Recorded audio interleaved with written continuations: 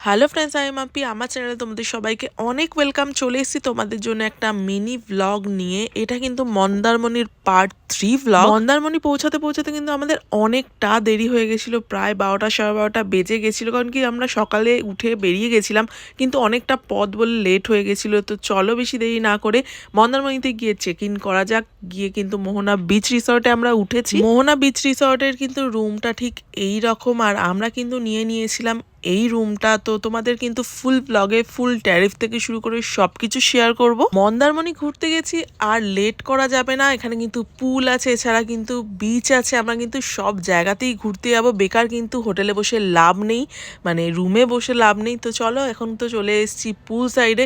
এখানে এসে একটুখানি গা ভিজিয়ে স্নান করে কিন্তু আমরা চলে যাবো খেতে। কারণ কি দুপুর অলরেডি হয়ে গেছে, প্রচণ্ড খিদেও পেয়ে গেছে। তোমাদেরকে তো রেস্টুরেন্ট এরিয়াটাও দেখালাম। এখানের কিন্তু একটা ক্যাফেও আছে, যেখানে কিন্তু আনলিমিটেড বুফে দেওয়া হয় সকালবেলা। তো সকালে তো সবটাই শেয়ার করব। আর এখানের মেনু কার্ডটা তোমরা চেক করে নাও, আমি কিন্তু দিয়ে দিচ্ছি আস্তে আস্তে। সবটা পজ করে কিন্তু তোমরা এখানে মেনুগুলো দেখে নিতে পারো। মেনু কার্ডে কোন আইটেমটা নেই, ইন্ডিয়ান চাইনিজ থেকে শুরু করে বিরিয়ানি সব কিছু কিন্তু তোমরা এই মোহনা বিচ রিসর্টের রেস্টুরেন্টে পেয়ে যাবে। তোমাদেরকে রেস্টুরেন্টে এসেই খেতে হবে এর কোনো মানে নেই। তোমরা কিন্তু যা ইচ্ছা মেনু কার্ড থেকে অর্ডার করতে পারো, সেটা কিন্তু তোমাদের রুম সার্ভিসে পেয়ে যাবে।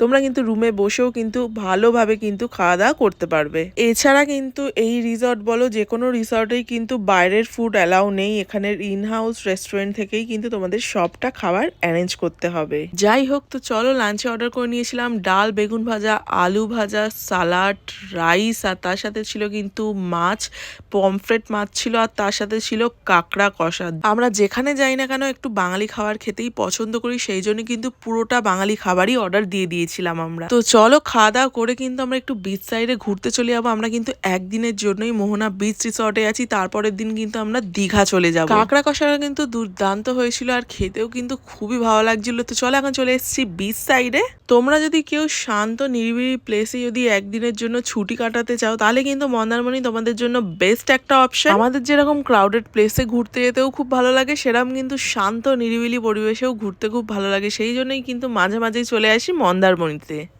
রাত্রিবেলা মোহনা বিচ রিসর্টের একদম ভিউ, একদম বিচের ওপরেই কিন্তু রিসর্টটা রয়েছে। আর অর্ডার দিয়ে দিয়েছিলাম চিকেন পাকোড়া আর ক্রিস্পি কর্ন ফ্রাই। মিনি ব্লগটা কেমন লাগলো জানিও, ভালো লাগলে লাইক করো। আজকের মতো বাই বাই।